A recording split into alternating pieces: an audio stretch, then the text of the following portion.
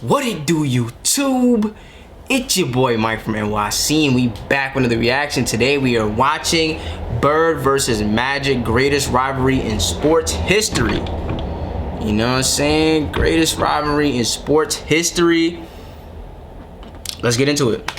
You can't talk about Magic Johnson's career without mentioning Larry Bird, and vice versa. They were two of the best and most successful players in the 80s, and their rivalry saved the NBA from going bankrupt and shutting down. We'll talk about how their relationship started, how they drove each other crazy, and how they formed the most iconic rivalry in sports history.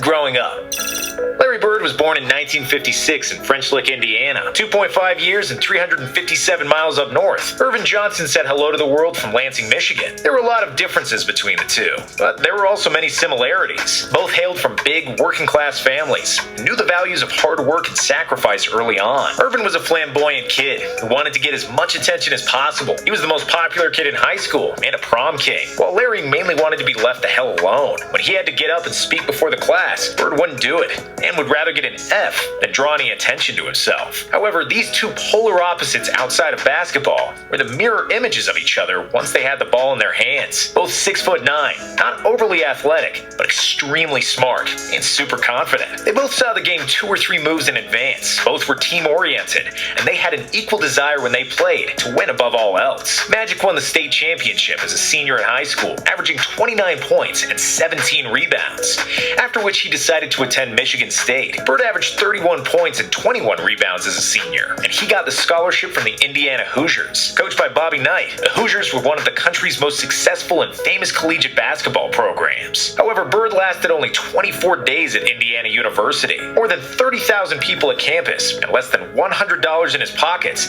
were too overwhelming for a hick from French Lick. So Larry returned home to a town of 2,000 inhabitants and became a garbage man. He drove the garbage truck, painted park benches, cut grass, fixed what needed to be fixed. His mom didn't speak to him for months because he ran away from a college scholarship, and after a year of picking up garbage, Larry decided to return to the university. However, he opted to go to a much smaller Indiana State, which was much more suited for his social skills at the time. While the Hoosiers won their 3rd NCAA title in 1976, Indiana State had never even reached the NCAA tournament. However, that would soon change with Larry Bird on the team. Bird averaged 30 points, 13 rebounds, and 5 assists per game with the Sycamores, and led them to an 81-13 record during his tenure. In his senior year, Indiana State reached the NCAA tournament for the first time, and did so in a spectacular fashion, with Bird dominating the college ranks. Indiana State got off to a 33-0 record and reached the NCAA Finals against Michigan State and their sophomore point guard, Magic Johnson. First meeting, 1979 championship game in the NBA. The math isn't fully adding up.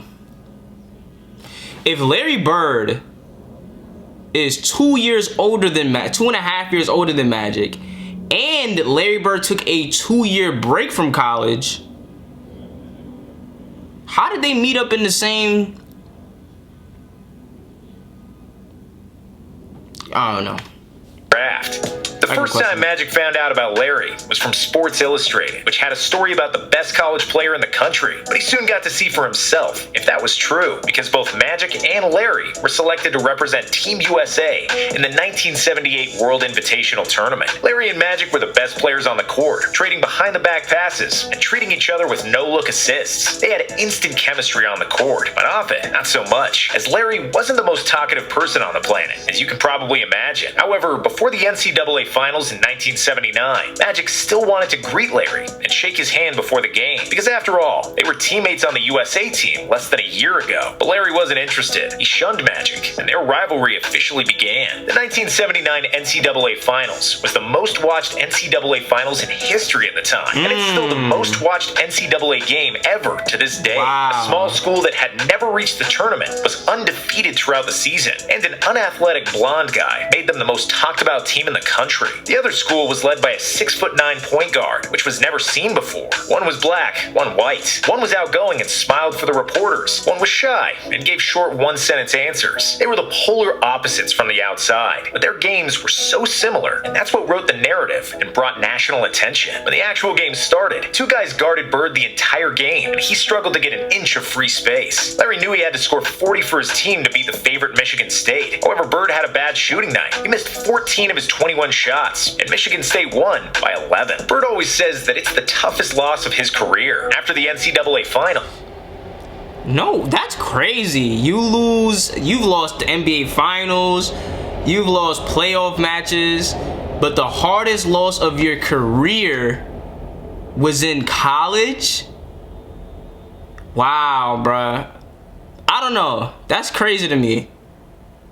I feel like there's an ethos in college that's just different. Like, when you lose in college, like March Madness, bro, like I feel like niggas' feelings be hurt. Like, niggas in the league, they be hurt, but in college, bro, it hurt different. It seemed like, bro, like the big shots and the game winners, the one and done, like it seemed like there's so much more emotion behind it, you know, and it's crazy. Like, I wouldn't understand. Like, you would think that, you know, with legacy and all of that, but I think with college is more of a brotherhood. Like, it may hurt more because, one, you're younger, so you may be a little bit more emotional. You're not really tainted with the mindset of business. Like, whatever, bro, I got my bread, like I got my $250 million contract, you're not getting paid, so all it really is hooping. But I think also it's really like when you in college, at least this is what I assume, it's more of a brotherhood. Like, yo, this is my brother, like we playing for each other. Like, I don't know if it's really like that to that extent in the NBA. It may seem just more like a job, but you know, because I think people go to the league and they play so many games, it kind of wears on them. Like, you know, I feel like sometimes NBA players get to the point where they don't really like playing basketball. Like, you can love basketball, but that don't mean you want to play basketball that much. Like, even Michael Jordan or even Michael Jackson didn't like touring, you know, so you love playing the game, but you may not love everything that comes with it, like the traveling or being away from your family as much, you know. So I think that may suck the love out of it a little bit. But I think in college, it's just more about the game. I don't know if you're traveling as much, you're not even playing as many games as one and done, like you playing with your brothers. You know what I'm saying? So it's a lot different, I think. Both Magic and Bird turned pro. The Lakers selected Magic with the first overall pick in the 1979 draft. Bird was picked 6th by the Celtics in 1978, and that was the last year a player could still stay in college after getting drafted. NBA saviors. By the end of the 70s, the NBA was in big trouble. TV ratings were down, attendance was low, and there was very little buzz around the league and its players. Out of the top 10 most watched basketball games in the 70s, 9 were college games, and tape delays were the norm for the NBA. Drugs were a big issue, the level of basketball wasn't that great, and fights between players happened on the regular. The overall image of the league was terrible, sponsorships were hard to come by, and the league nearly collapsed by the end of the 70s. However, I don't know. I think that him saying that, I think it does add context. Like, the level of play in the 80s may not have really been up to par. You know, so when people say Larry Bird and Magic Johnson was better than LeBron or whoever was better than whoever, I think those are more NBA fans speaking. I think a lot of people that watch my channel, I think, you know, and I could be wrong, comment if you think differently, but I think a lot of you guys are more NBA fans and not really basketball fans.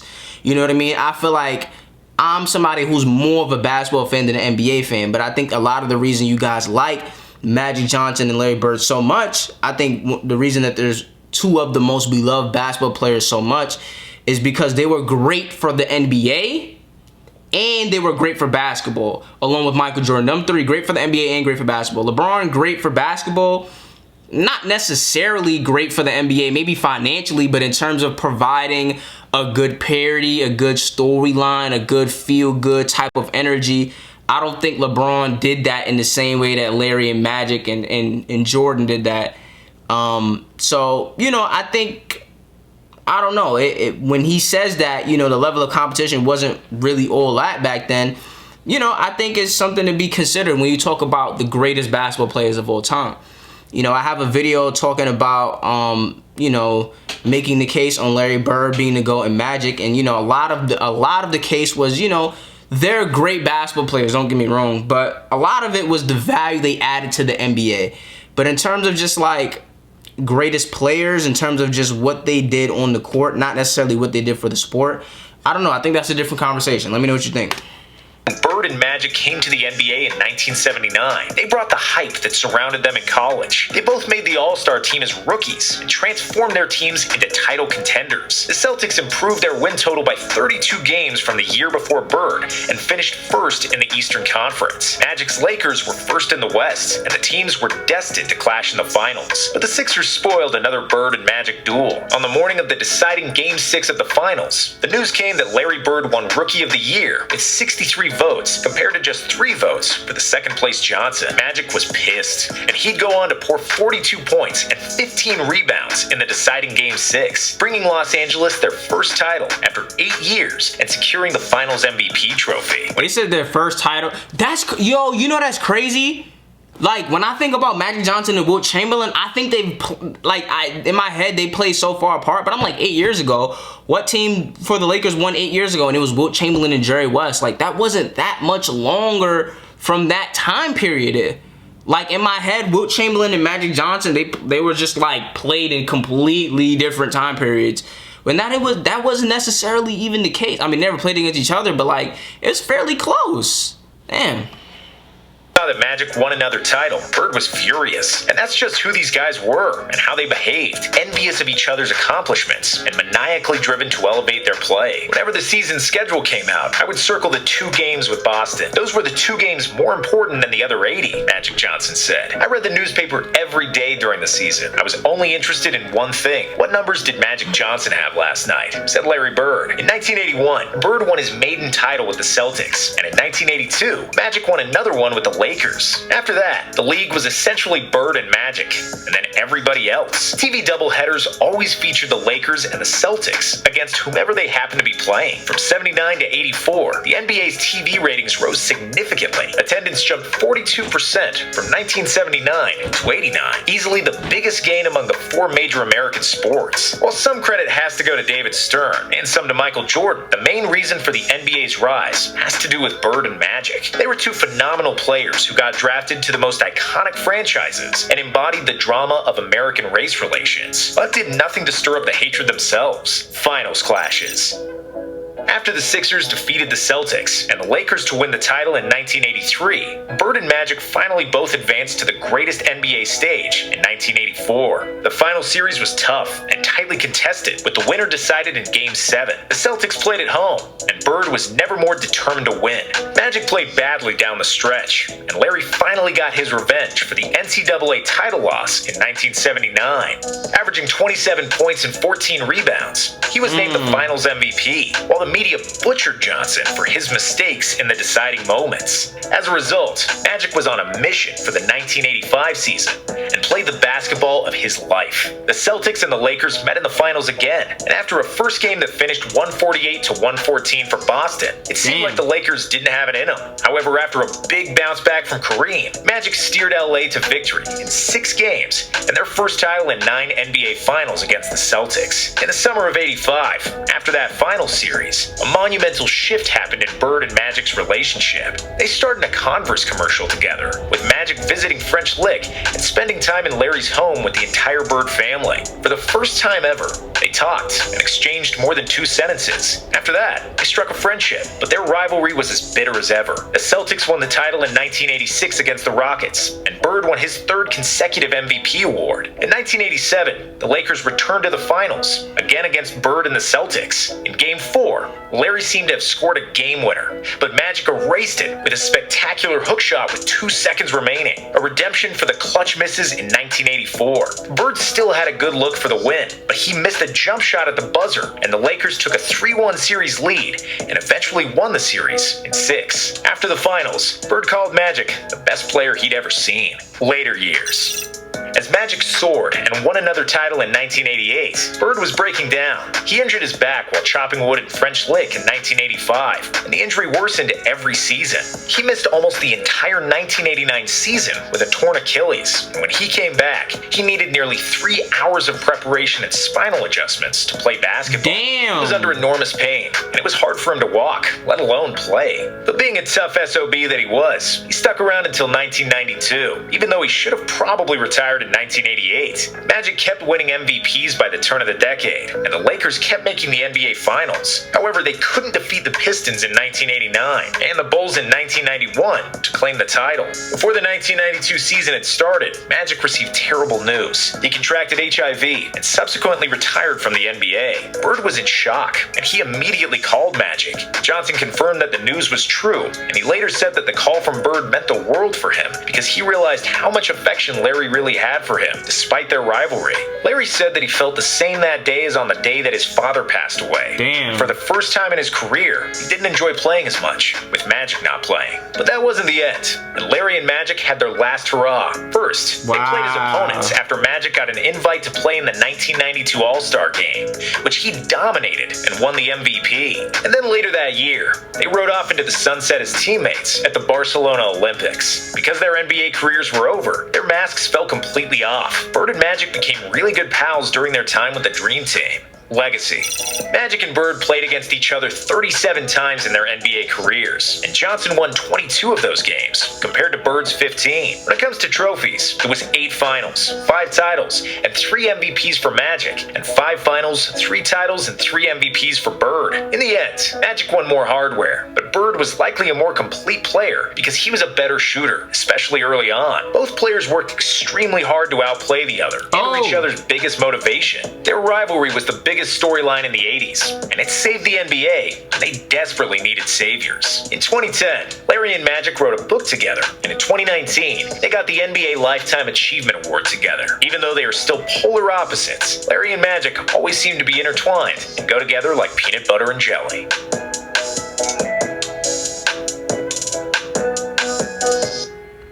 Top 10 one-team players in NBA.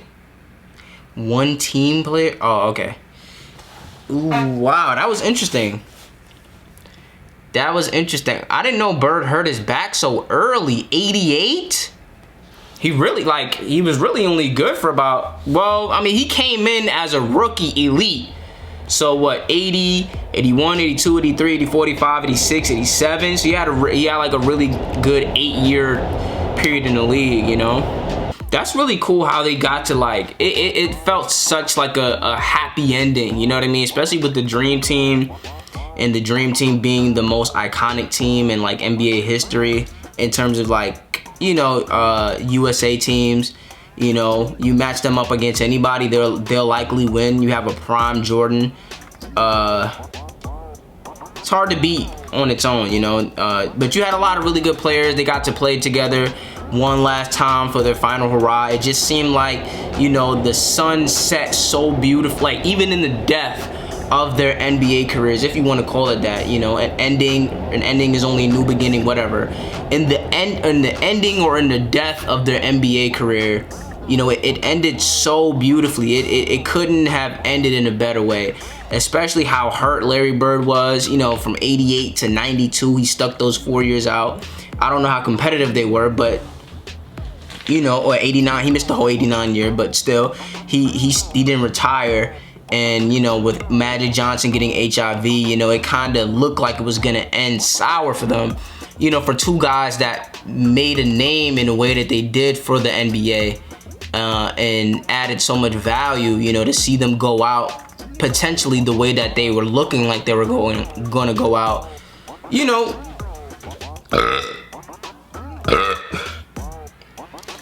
It would have been like, damn, like that's a sour ending. But the fact that they got to play on the Dream Team together, you know, and really close that book on their basketball career in that way, I think that's really dope. That's really cool. You know what I mean? But definitely like, comment, share, and subscribe if you like these type of videos, and I will see you when I see you. Peace.